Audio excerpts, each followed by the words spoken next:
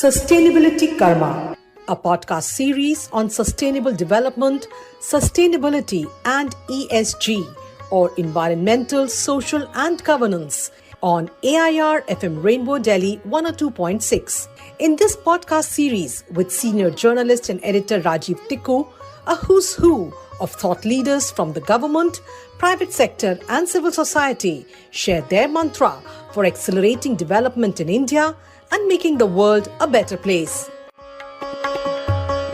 Welcome to this episode of Sustainability Karma. I am your host, Rajiv Tikoo. We have a very special guest today, Ajay Shriram. He is Chairman and Senior Managing Director of DCM Sriram. It's one of the oldest and leading business houses in the country. They're equally known for their sustainability initiatives and improving the lives of the people. Welcome, Mr. Sriram, to this episode of Sustainability Karma. And thank you so much, Mr. Tikoo, for inviting me. How is India Inc. supporting Prime Minister Narendra Modi's Panchamrit commitments, particularly on achieving net zero target by 2070? The India Inc. is very aware of the needs required in the world today to support the Prime Minister's approach of net zero target by 2070. As a first step, awareness level on the subject of climate change, carbon neutrality, circular economy, and so on has gone up significantly. It is no longer a subject that is dealt with at only the government level or in conferences. It is very much here and now. Many factors have contributed to this. The visible negative impact of climate change in terms of floods and droughts, likely legislation for disclosure by public companies, nudge on use of renewable energy, extensive media coverage, and others. There is now a wide-ranging realization that it's in businesses' self-interest towards sustainable operating models. The second step has been that each industry is now detailing the steps required to achieve the goals set by the Prime Minister. So fertilizer industry, automobiles, chemicals, food processing, etc. are all having their own levels of energy intensity. Each category has different import propensity for raw materials, and each category has its own end-use impact. These studies are providing a direction on how people can learn, collaborate, and then take the necessary steps. The third step is at the individual company level or at each business level. Most large companies are now evaluating their own carbon footprint, water consumption patterns, energy sources, recycling materials, and so on. They are then setting ambitious targets on each of these parameters to achieve what we set within a time frame. This is not limited to only scope 1, but scope 2 and scope 3 emissions also. It is also encouraging that a few companies have voluntarily made public declaration of their commitments. And typically the target here is well ahead of the country's target of 2070. This has raised awareness and also put indirect pressure on other companies to follow suit. It's important to note that when a company makes a commitment, it's not just about its own operations, because it invariably includes the supply chain. Therefore, the multiplier effect is enormous, as it would include suppliers and dealers also. DCM itself is not exactly a new age business. How are you really preparing for a decarbonizing world?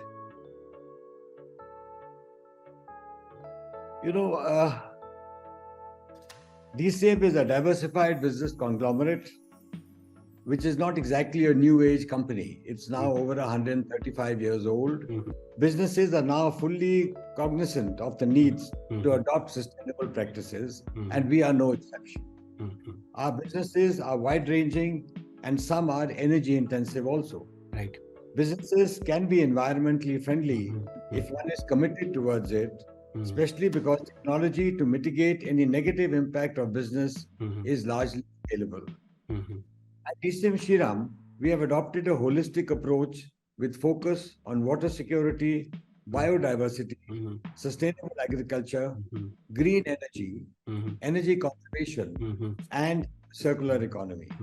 In our current strategic visioning, the company plans to scale up in a manner such that climate change mitigation is embedded in the business model itself. As an outcome of our efforts for improving ESG performance, our company has received several awards from reputed institutions that rate companies' performance in the area of ESG. In financial year 22-23, we were placed amongst the top 7% most sustainable global chemical companies in the S&P Global Corporate Sustainability Assessment. We were also honored with the CII Award in Environment Management for adopting outstanding sustainable business practices during the financial year.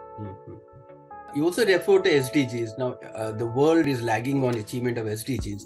What would you say should be done to accelerate achievement of SDGs? It's a big challenge. India is home to 1/6 of all humanity and therefore a key stakeholder to the success of the 2030 agenda.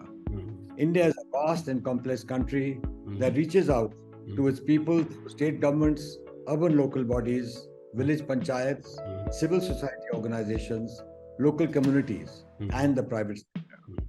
India's commitment to SDGs is reflected in its convergence with the National Development Agenda as reflected in the motto, Sabka Saath, Sabka Vikas. Like many countries of the world, India is not on target to reach more than half of the UN's SDGs. Meetings of the SDGs would require prioritizing and targeting specific targets within India. One reason for the slowness is that some of the promises, like the elimination of war, poverty, climate change, hunger, and diseases, are impossibly ambitious. Another reason is that promising everything makes it hard to focus and prioritize, considering the total number of SDGs and focus areas in 169, and that is equivalent or actually leading to no prioritization at all. Most nations are unable or unwilling to set aside sufficient resources to achieve all their priorities, and rather all their promises. Roughly, our empirical results show that nations are only spending enough to go to 1/4 of the promised speed. Instead, we should focus our resources more effectively and prioritize the targets. Economic cost-benefit analysis can help identify policies where few resources can help a lot and highlight where even very large resources achieve little. In the current SDG world, where we are not achieving everything, we should focus and we should allocate more resources on the policies that will deliver the most effective results for the extra rupee, dollar, or euro. Globally, evidence shows that each rupee spent evenly across all 169 targets will achieve rupees 7 of social benefits. However, if we focus on just the 40 best targets, most effective targets, each rupee spent would deliver about 21 rupees of social benefit. So the world and India ought to focus on the more effective targets. Cost-benefit analysis would help us identify and prioritize these. Lastly, I would like to request you to talk about India's role in G20 deliberations. How do you assess it? You know, the G20 was started after the 2008 financial crisis. Over time, given that they represent 80% of the global economy, the scope has widened. Nevertheless, I believe G20 should focus on development and economic issues. Government has already flagged that G20 must reflect the aspirations and needs of the global South. India is poised to represent that segment of global society that often goes under the radar. So I believe that should be our focus area.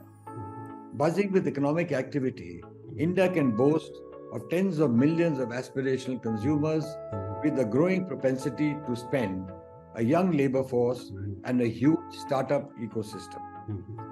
Add to this a pro-reform government eager to bring in investments and scale up manufacturing, and India sits in a sweet spot.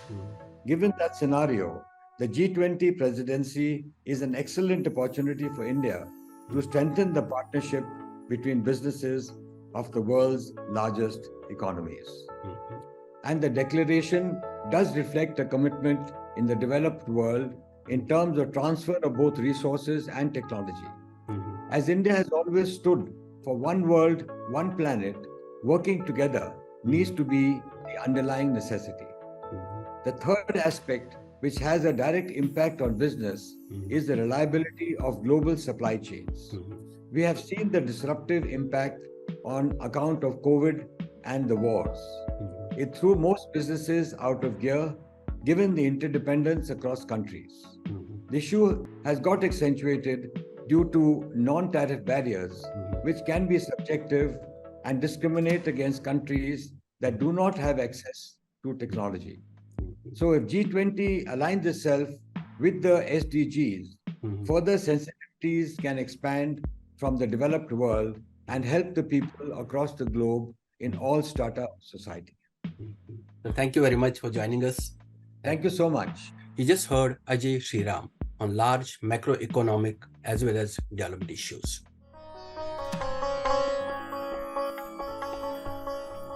We hope you like this program. This program is also live streamed on All India Radio and aired on community radio stations. We look forward to your feedback on our WhatsApp number 9818120554. For participation in this program, write to us at sustainability.karma@gmail.com. You may also connect with us on social media. This podcast is also available on podcast hosting sites. Looking forward to meet you again at the same time next week with a new episode and a new guest. Till then, goodbye from all of us. Sustainability Karma, a podcast series with senior journalist and editor Rajiv Tikoo on sustainable development, sustainability and ESG.